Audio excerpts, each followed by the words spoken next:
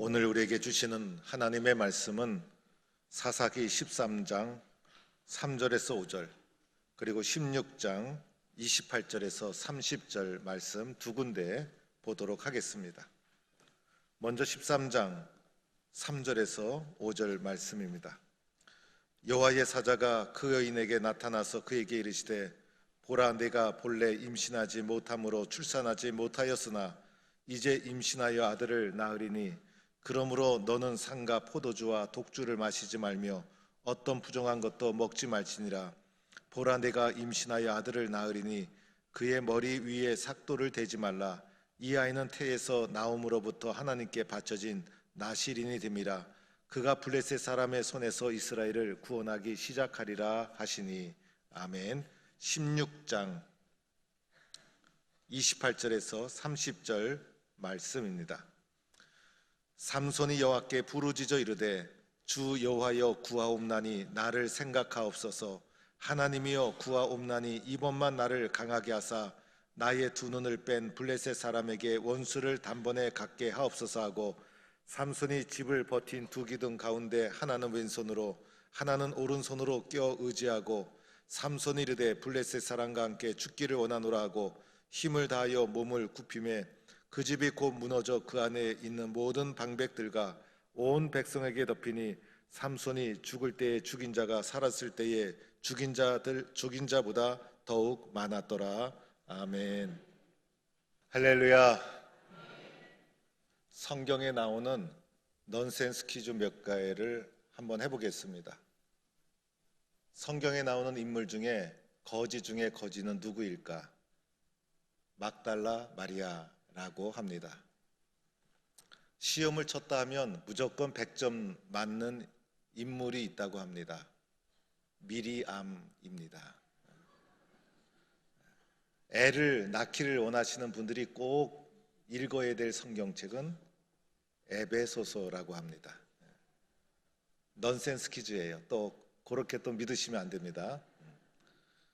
성경에 나오는 인물 중에 손이 3개인 사람, 삼손이라고 합니다. 그래서 오늘은 삼손에 대한 이야기를 여러분에게 전해드리고자 합니다. 삼손이라는 것은 작은 태양, 태양처럼 빛나다, 손이 3개란 뜻이 아니라 태양처럼 빛나다, 이런 뜻을 가지고 있습니다. 삼손 시대에도 사사 시대에 반복되는 그런 순환 구조가 그대로 반복됩니다. 그래서 우상을 섬기고 범죄하고 하나님을 떠나게 되는 이스라엘의 죄와 타락의 그 시대에도 계속 반복되게 됩니다. 사람의 단점이 있죠. 은혜를 쉽게 잊어버린다는 것입니다. 그 결과 하나님의 징계가 임하게 됩니다. 당시에 징계의 도구로 쓰여진 나라는 블레셋. 그래서 블레셋의 40년 통치를 받게 되는데, 사사 시대에 등장하는 가장 긴 통치를 경험하게 됩니다. 그래서 이스라엘 사람들은 블레셋 통치를 당연하게 받아들입니다. 삼손 스토리를 살펴보면 나중에 유다 민족이, 유다 족속이 삼손을 잡아서 블레셋에게 잡아서 갖다 바치는 장면도 나올 정도로 블레셋의 지배를 당연하게 받아들이는 그러한 시대에 삼손이 활동하게 됩니다. 삼손은 엄청난 힘을 가지고 있었어요. 삼손은 다른 사람이 가지지 못한 능력을 가지고 있었습니다. 힘이라는 것, 능력이라는 것 잘 사용해야 되는데 잘 사용하지 못하면 매우 위험한 것이 힘과 능력인 것입니다. 그런데 삼손은 기대와는 달리 힘과 능력을 잘 사용하지 못했습니다. 방탕했고, 그리고 힘을 남용했고, 자기 욕심을 채우는 도구로 자신에게 있는 힘과 능력을 사용하게 됩니다. 삼손은 늘 자기 중심이었어요. 블레셋 딥나에 가서 한 여자를 보고 반해서 내가 그 여자를 좋아하니 나를 위하여 그 여자를 데려오소서라고 부모에게 졸라댑니다. 그래서 삼손의 마음에는 하나님도 없고 그리고 부모도 없고 오직 나만이 존재했어요. 내가 좋으면, 그리고 내가 선택하면, 그래서 자기 중심의 사람이 삼손이었던 것입니다. 삼손은 감정이 올라오면 분노 조절을 잘 하질 못했어요.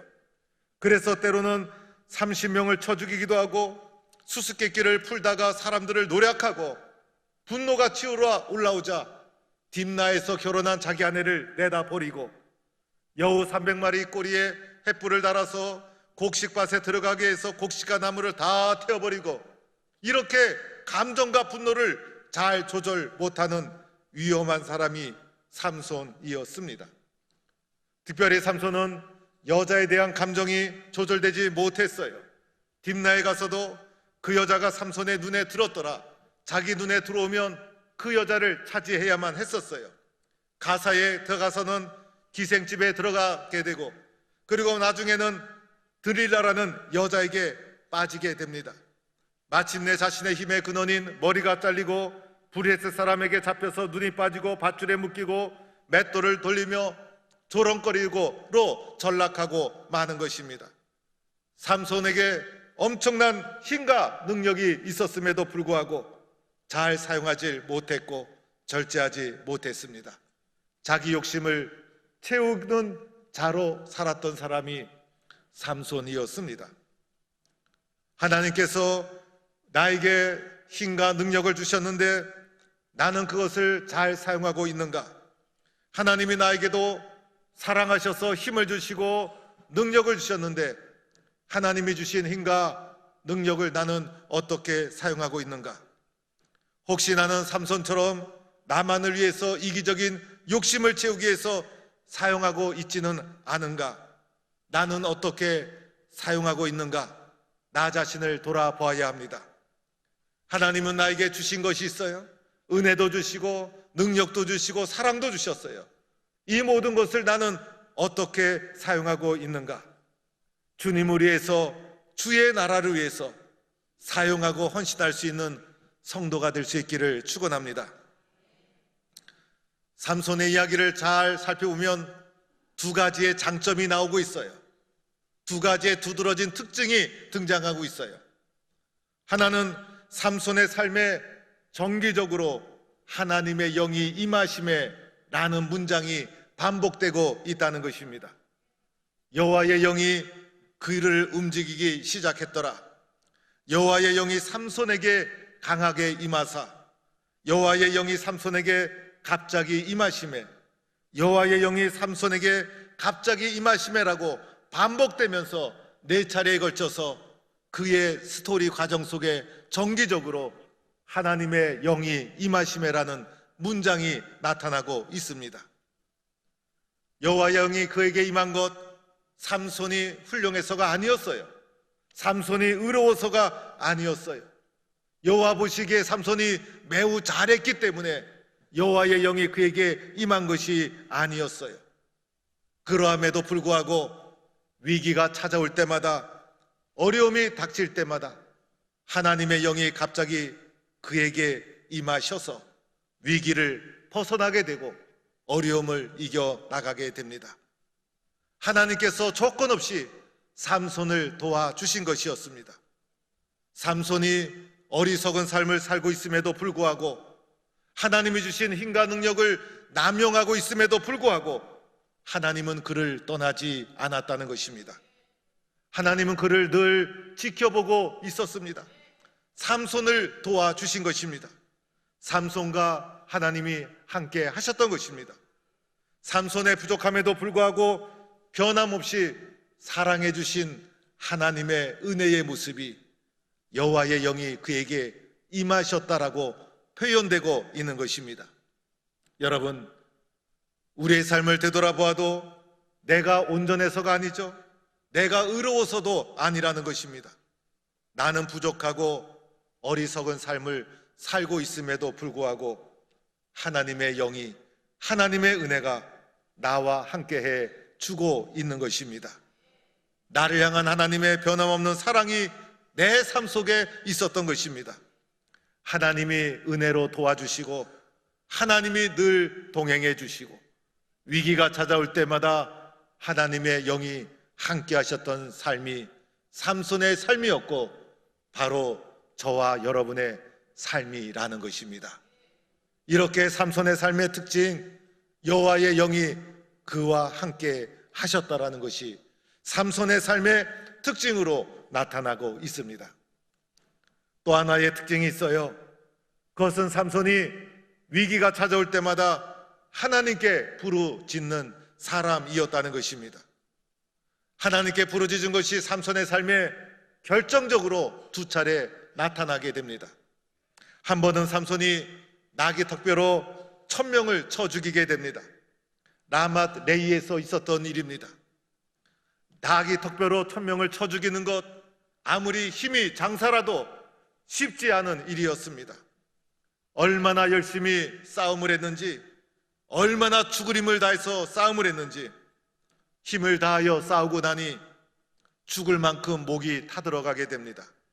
힘도 다 떨어지고 일어날 힘도 없고 심히 목이 말라 죽을 지경이 됩니다.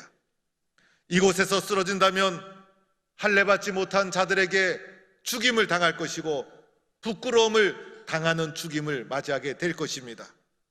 절박한 위기가 찾아왔을 때, 심한 목마름으로 죽어가고 있을 때 삼손이 위기의 상황 속에서 하나님께 부르짖게 됩니다.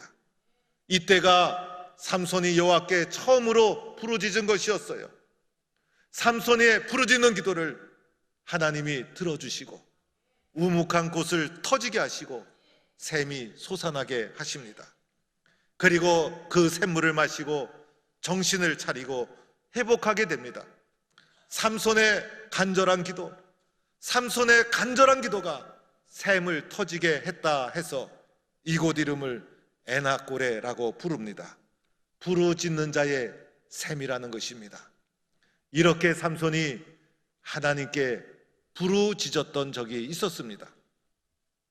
또 한 번의 부르짖음은 오늘 동영상으로 본 장면입니다. 드릴라에게 속아서 블레셋에게 잡혀서 머리가 다 잘리고 힘도 빠지고 맙니다. 심지어는 삼손의 두 눈도 뽑히게 됩니다. 밧줄에 묶여서 블레셋 신 다곤의 신전에 끌려가서 맷돌을 돌리며 블레셋 신전에서 블레셋 사람들의 조롱거리가 되고 맙니다. 비참한 신세로 전락한 삼손, 하나님이 주신 힘과 능력을 자신의 욕심, 자신의 욕망을 채우는 데 급급하며 이기적으로 사용한 결과였던 것입니다. 머리가 밀린 삼손은 아무 힘도 없었습니다. 이때 삼손이 절박한 상황 속에서 하나님께 부르짖게 됩니다. 오늘 읽은 16장 28절의 말씀이죠. 주 여호와여 구하옵나니 나를 생각하여 주옵소서. 하나님, 나를 생각하여 주옵소서. 하나님이여 구하옵나니 이번만 나를 강하게 하여 주옵소서. 이번만 나를 강하게 하여 주옵소서. 나의 두 눈을 뺀 블레셋 사람의 원수를 단번에 갖게 하옵소서. 삼손의 유명한 기도입니다. 양기둥에 손을 얹고 삼손이 마지막으로 하나님께 부르짖죠. 블레셋 사람과 함께 죽기를 원하나이다. 삼손은 늘 자기만 살려고 몸부림쳤던 삶이었어요. 그런데 마지막 삼손의 기도, 놀랍게도 내가 죽어 하나님께 영광이 되고 내가 죽어 이스라엘을 살리고 마치 예수님이 십자가에서 기도한 것처럼 자신의 죽음을 바쳐서 민족을 살리고자 하는 예수님의 기도와 비슷한 내가 죽기를 원하나이다. 삼손의 유명한 기도가 하나님께 올려지게 됩니다. 삼손이 부르짖는 기도를 드리고 있는 힘을 다하자 양 기둥, 왼손과 오른손의 기둥이 무너져 내리고 그 안에 있었던 수많은 블레셋 신을 섬기는 블레셋인들이 다 깔려 죽어 죽었을 때 죽인 자가 살았을 때 죽인 자보다 많았더라. 삼손의 삶을 돌아보면 삼손이 사사였는가? 삼손이 사사였는가? 이렇게 의문을 제기하기도 합니다. 그러나 그의 부르짖는 기도가 그가 죽어 민족을 살리는 사사의 역할, 하나님의 뜻을 이루는 역할을 감당하도록 만들어 주었기 때문에 삼손을 우리는 사사라고 부르고 있습니다. 사랑하는 성도 여러분, 오늘 우리는 여기서 한번 생각해 봐야 될 것이 있어요. 왜 하나님이 삼손에게 그렇게 힘을 잘못 사용하고 남용하고 방탕했는데도 여호와의 영이 떠나지 않았을까? 그의 삶의 위기이기마다 왜 하나님께서 그를 도와주셨을까?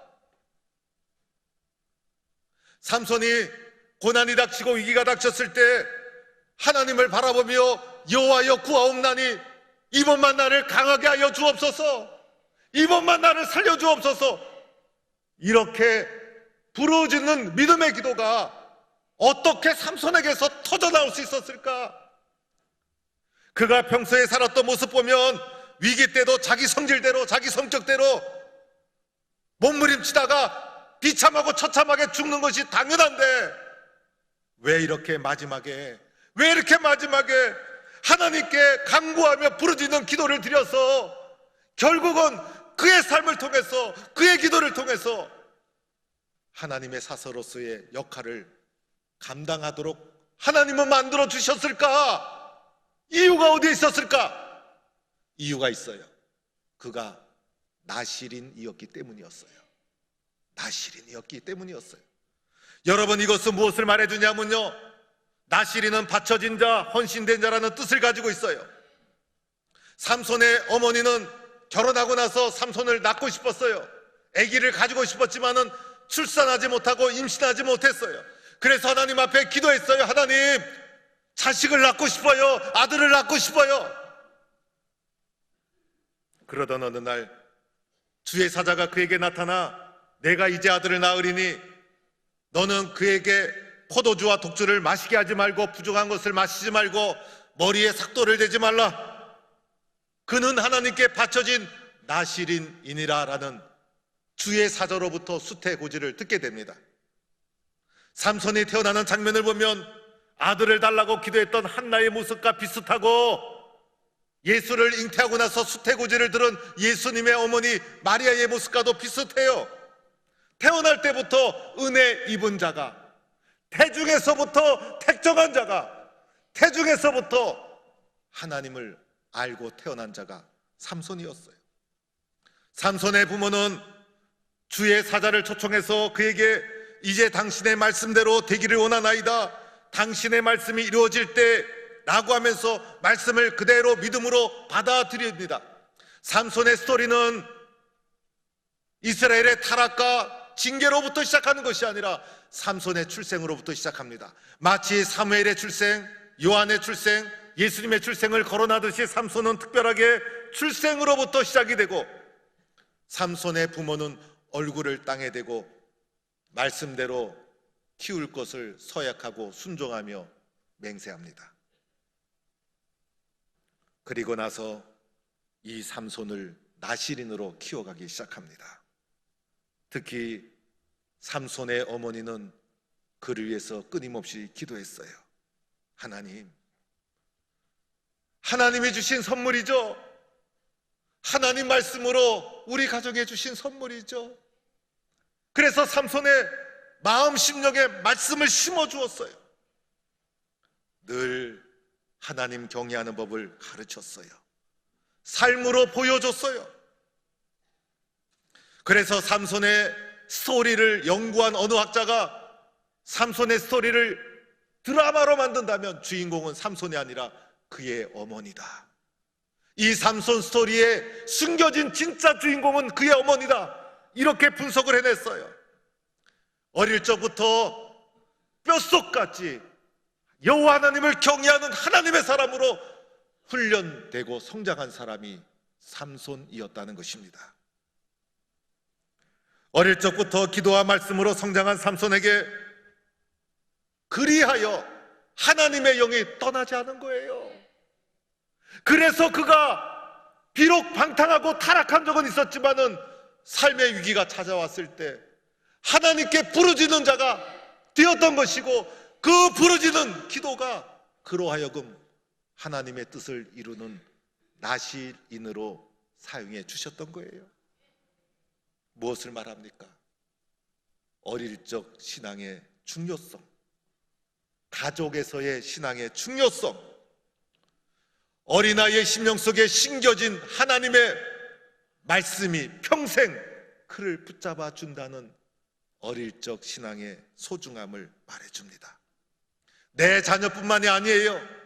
손주, 손자, 할아버지, 할머니들, 손주들 신앙 책임지고 어릴 적부터 그들의 마음속에 기도를 심어주고 말씀을 심어주고 하나님이 누구신지, 교회가 무엇인지 그의 심령 속에 심어주어야 합니다.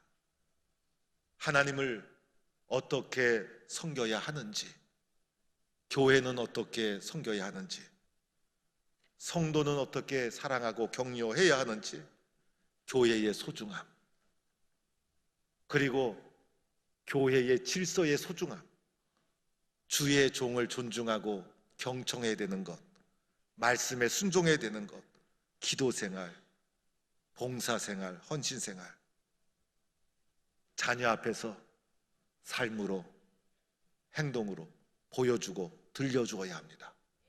이것이 자녀들의 심령 속에 심겨지게 됩니다.